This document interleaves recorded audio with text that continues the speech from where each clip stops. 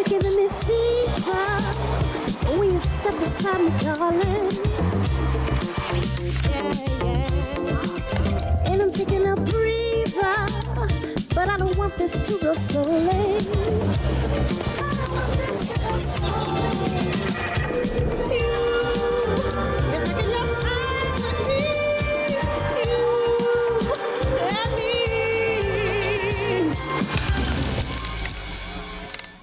E aí, Reclamers? Beleza? Ó, estamos chegando na área e estamos como? Prontíssimos para mostrar para vocês o que tem no Reclame de hoje. Olha só. Hoje tem bate-papo com Roberto Martini da Flex CX sobre o metaverso e as suas possibilidades.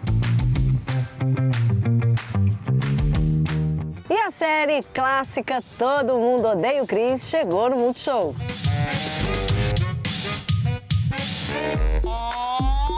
E a nossa seleção Reclame tá como? Tá on, Brasil! Com os melhores filmes pra vocês.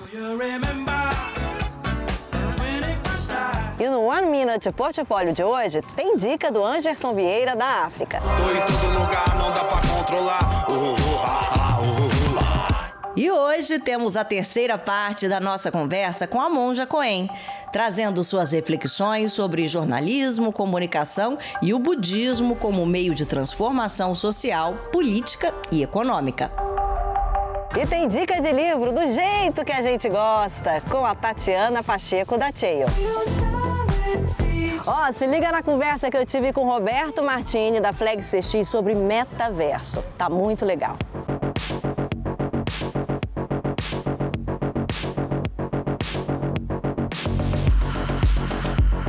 O que é metaverso pra você? Bom, assim, cara, eu acessei o Second Life nos anos 90, né? Pois é, total.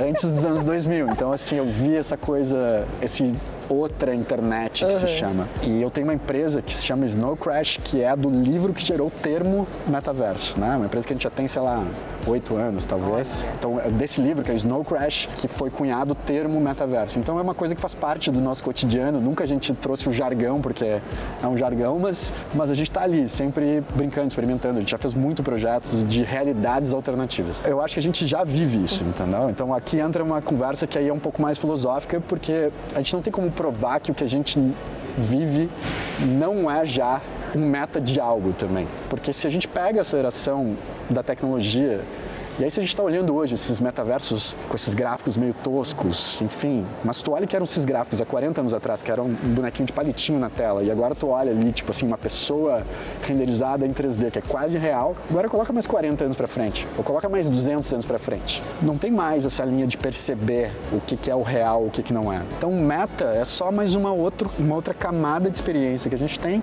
mas dentro do metaverso tem outros metaversos acontecendo já. Dentro do metaverso, o cara tem um dispositivo lá dentro que tem um app lá dentro, que tem um outro metaverso lá dentro, que ele entra lá dentro, que assim vai. Claro que dá para trazer para a questão mais comercial, enfim, agora a gente tem uma outra camada de experiência do universo, enfim, que é interessante, que no princípio que é engraçado, que a gente replica o mesmo universo, só que enfim, é engraçado que as pessoas fazem casas no metaverso e em algumas casas tem banheiro dentro das casas. Por que tem banheiro dentro de uma casa de um metaverso? É porque a gente não está acostumado, não precisava nem ter chão, entendeu? Então a gente entra nesse lugar, primeira coisa a gente mimica essa realidade, depois a gente começa a entender que pode criar uma realidade totalmente alternativa e lá dentro vão ter outras realidades dentro de realidades. Que o conceito do meta é isso, né? É meta, alguma coisa, que é meta, alguma coisa, que é meta, alguma coisa. Então a gente não consegue saber se a gente já está não vivendo meta de alguma coisa.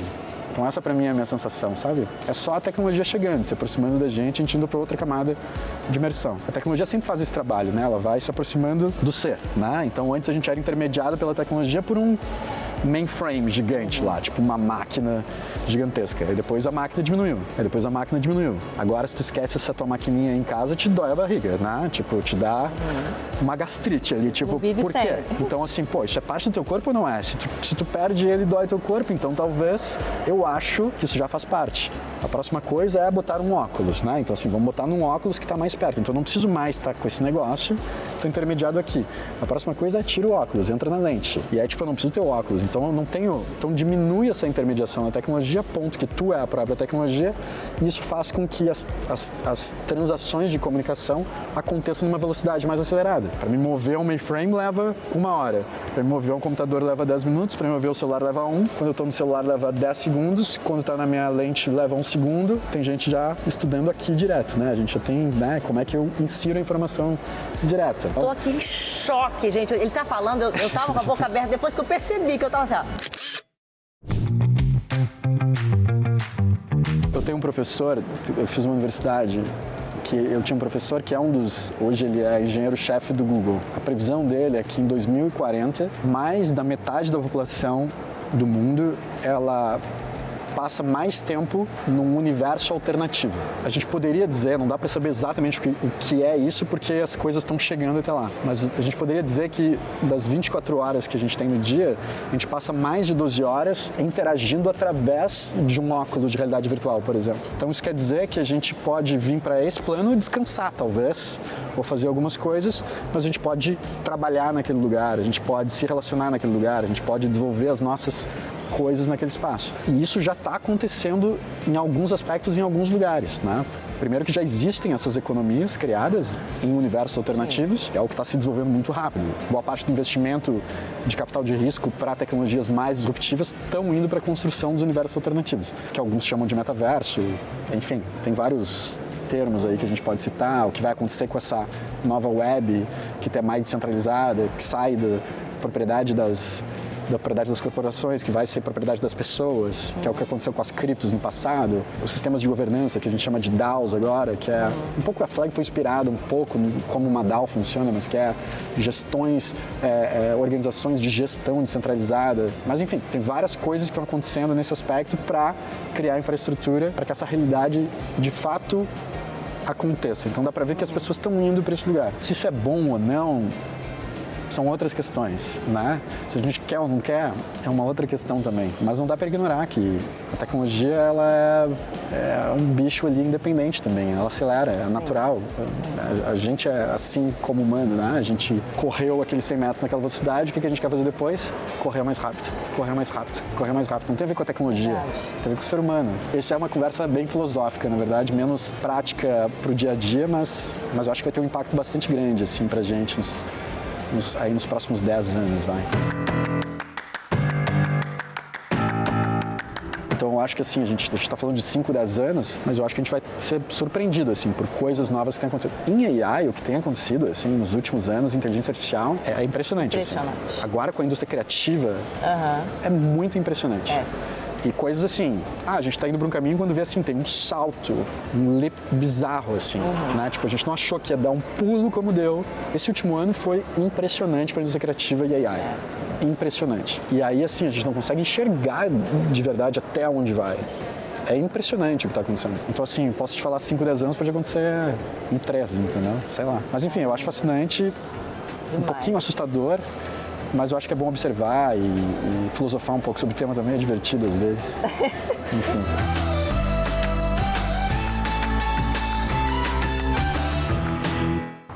Pra quem ama odiar o Chris, está chegando no Multishow uma das séries mais aclamadas. E Allen Lins, nosso dendezinho, conta tudo pra gente. Aliás, bonita jaqueta, hein, Allen Lins?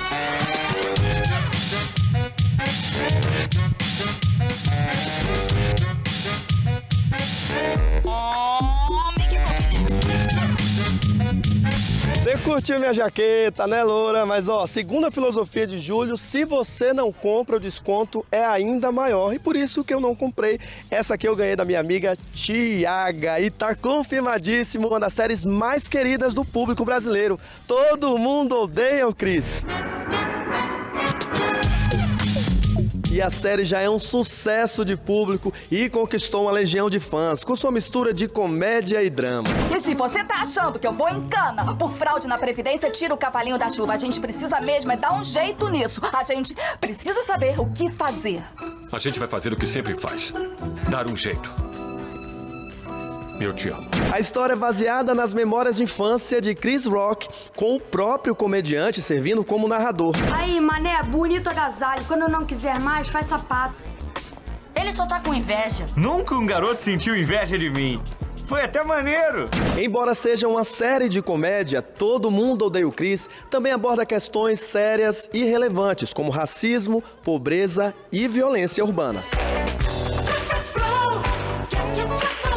A gente tá muito empolgado de trazer Todo Mundo Odeia o Chris pro Multishow porque a série tem tudo a ver com o canal. O humor, a irreverência, a nostalgia é aquela série que já ocupa um lugar, assim, especial no coração dos brasileiros. E a nossa expectativa é continuar a oferecer esse lugar aconchegante, né? Pra gente rir muito de novo, relembrar os memes, quem sabe a gente não criar outros, né não?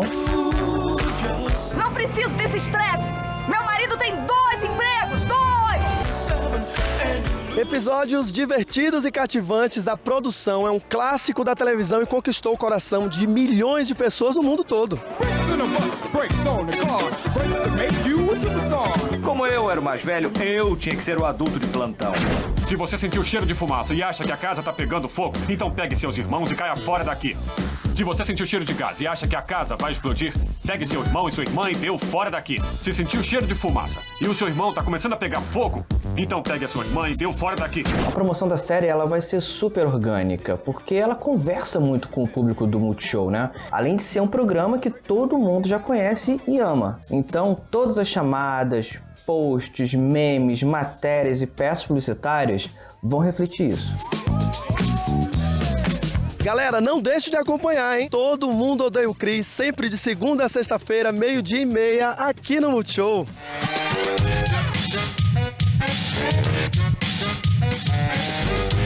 Desligou aí? Ah, ó, quer saber? Eu não preciso disso, meu marido tem 2 empregos.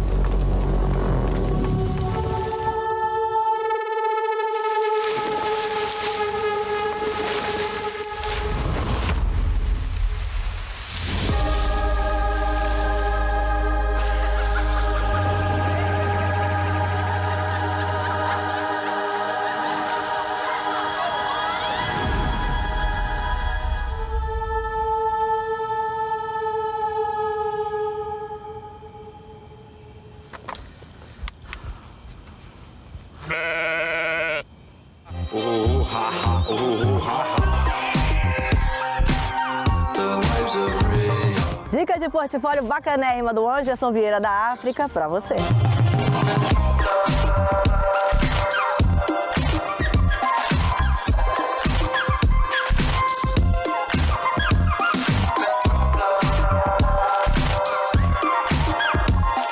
Minha dica de portfólio é cuidar muito bem das boas ideias. Tenho visto muitas pastas em que os jovens criativos têm ideias incríveis e às vezes, óbvio, quando a gente está começando isso é mais do que normal, da ideia não estar executada, da ideia não estar 100% de pé. Tudo bem, acho que isso faz parte do processo e de fato a gente está ali para avaliar a qualidade das ideias. Mas além disso, a minha dica vai, às vezes, de espremer o máximo do suco que essa ideia pode oferecer. Então, como é o post que divulga essa ideia? Como é o stories? Quem é o influencer que está na ponta dessa ideia? Qual é o pôster? Qual é o call to action? Qual é a landing page? Então, tudo que for possível de trazer no ecossistema 360 para mostrar como aquela ideia sobrevive no mundo, acho que conta muito a favor.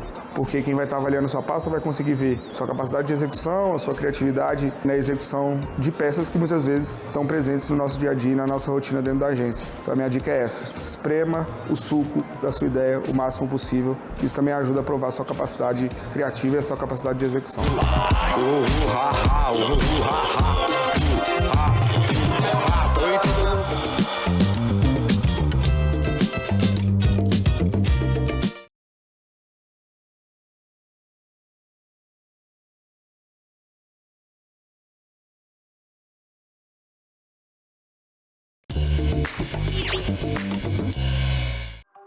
De Cláudia a monja, de jornalista a budista, de avó a influencer. Ela transforma olhares e percepções com suas experiências e a gente aprende que nada é fixo nem permanente com Monja Coen.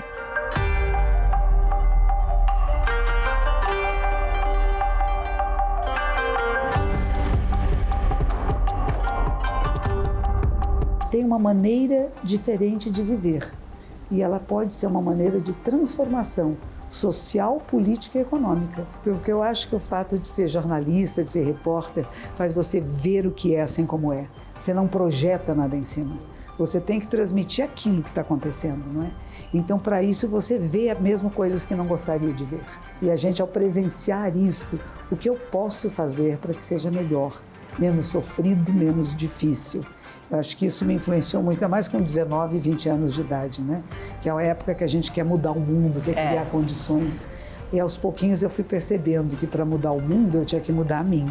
E eu tinha que perceber em mim aspectos que ainda não eram completamente redondinhos, né? Que ainda havia discriminações, que havia preconceitos, que havia maneira de viver que eu não concordava muito. Foi muito intenso, sabe? Porque era todos os dias. E a gente entrava naquela época, 1h, era o Jornal da Tarde, e saía 1, 2 da manhã. Era uma delícia, sabe? Era. Traz uma experiência, né, de vida e um olhar muito amplo, humano. Isso. Né? E de que maneira esse olhar amplo, humano, influencia até hoje na sua vida como monja?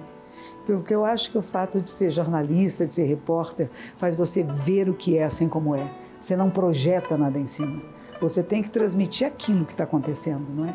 Então, para isso, você vê mesmo coisas que não gostaria de ver.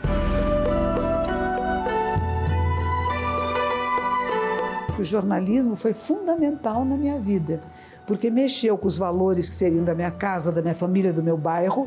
De repente, eu saio de lá e eu entro em contato com a dor e a alegria do mundo. E eu falo, é maior do que a minha família, é maior do que os valores das universidades que eu podia estar frequentando.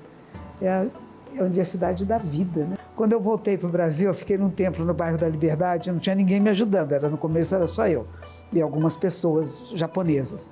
E eu comecei a fazer cartazinhos. Hoje vai ter meditação. Eu escrevia com letras coloridas, sabe? mudava o horário. Então as pessoas que entravam viam. E depois disso veio um grupo de pessoas, não, nós vamos ajudar a senhora, precisa ser mais ordenado, precisa estar tudo muito certinho, bonitinho. E a informação se perdeu. E as pessoas às vezes não entendem isso, que não é fazer um quadro bonitinho, que tem as letras iguaizinhas e todos muito semelhantes, que você perde o essencial, que é qual é a mensagem. E a mensagem às vezes precisa ser mais colorida, precisa, não é verdade? Sim, tem toda uma técnica. Exato. Né? Como provocar essa atenção? Por exemplo, o Papa Francisco esteve no Congo, não é? E pouquíssimas coisas foram publicadas sobre o que ele falou.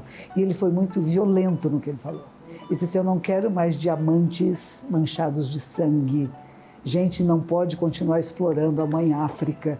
Ele fez um discurso muito forte e que mesmo dentro do Vaticano não foi tão divulgado. Il veleno dell'avidità ha reso i suoi diamanti insanguinati. A gente tem certa urgência, sabe? Urgência de falar para as pessoas, acorda. O que estamos fazendo? Por que estão brigando? Por que estão jogando bombas? O que foi agora na Turquia e na Síria, esse terremoto? Que áreas são essas que não fizeram construções como fazem no Japão, em que você tem mais flexibilidade nos prédios para que não desabem todos? Somos todos corresponsáveis por sociedades que cuidam de alguns e descuidam dos outros. E os Yanomamis, agora, esse horror. Há pouco tempo atrás teve o dia da comemoração do Holocausto, né? Lembrar-se junto do Holocausto. E as fotos que a gente vê, os filmes que a gente viu dos judeus e dos não-judeus que foram presos e torturados e mortos, aqueles esqueletos iguaizinhos Yanomamis. O que é isso, gente? Nós continuamos fazendo isso. Continuamos não cuidando de nossos irmãos e irmãs, é a vida da Terra, é a nossa espécie. Se a gente já abusa das outras espécies, mas da nossa, a Ucrânia com a Rússia, o que é aquilo?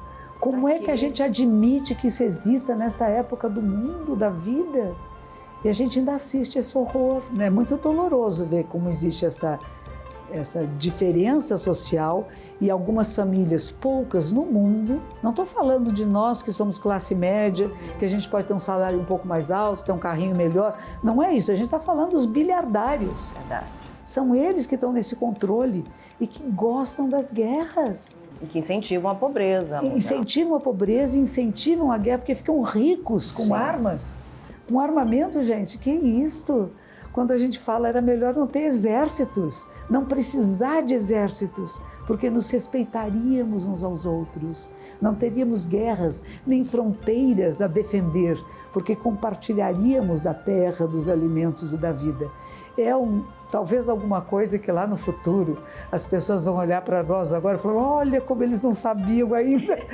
Eu espero que sim, porque a impressão que a gente tem, infelizmente, ultimamente, é de um retrocesso absurdo. Ou é um retrocesso, ou é um acender das luzes. Um impulso. Quando você faz caligrafia japonesa, se você vai desenhar uma linha reta, você não começa, você vai um pouco para trás e depois você faz a reta. E no final você volta um pouquinho. Você vai de cima para baixo, você já não começa assim, você vai um pouquinho para cima e depois você abaixa o pincel e no final você sobe um pouquinho. Então, às vezes, como você falou, esse retrocesso serve para um despertar. Por que está tendo um movimento que é internacional, não é só Brasil, né? Houve um movimento muito grande, ainda existe no mundo, de uma chamada extrema-direita, que eu nem chamaria direita isto, né? É um movimento absurdo, discriminatório, preconceituoso, fascista, abusivo. Né? Por que isto acontece, né? E eu acho que é medo e fragilidade. Pessoas fortes não discriminam. Pessoas têm consciência de si, de seu papel no mundo, não têm medo do outro, não acham que o outro é inferior, nem superior, nem igual. Tem o seu papel e sua função no mundo e na sociedade. Pensamentos políticos diferentes, administrativos diferentes, que bom! Podemos nos juntar e pensar o que temos de positivo para construirmos para todos nós. E não para um grupo seleto que eu vou dizer, esses aqui são os bons e vão ser salvos. Ou o Leonardo Boff fala isso, eu adoro. Ou salvamos todos juntos ou morremos todos juntos. Tem uma maneira diferente de viver. Sim. E ela pode ser uma maneira de transformação social, política e econômica. Não é só eu me sinto bem, não é eu me tranquilizo. Eu tenho que encontrar o meu eixo de equilíbrio para poder atuar no mundo. E comunicar, eu acho que é essencial.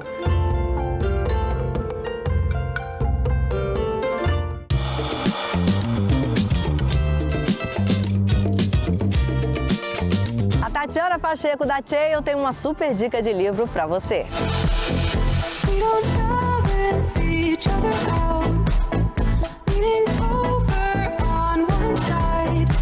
A minha dica de livro é Carol Dweck com o livro Mindset, que fala sobre comportamento. E nos dias de hoje, um dos nossos maiores desafios é sobre soft skills e como é que a gente tem que ir moldando o nosso comportamento. Entender o que se passa na nossa cabeça e como é que a gente pode melhorar, para mim faz todo sentido.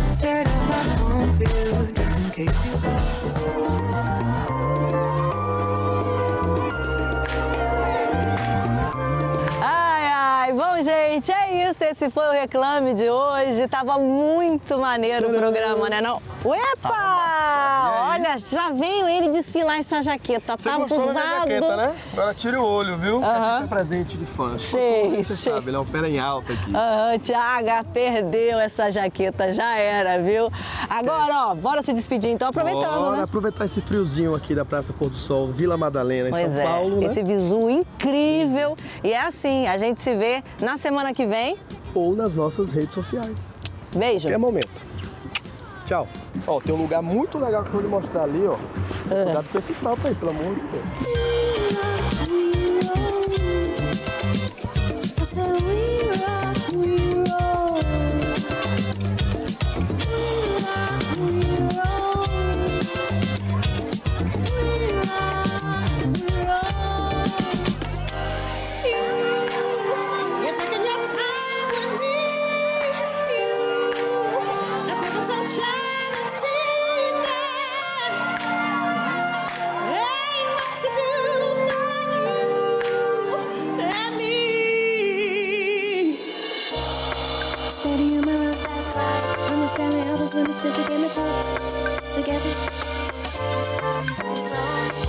Staring in your eyes, I see the treasure that was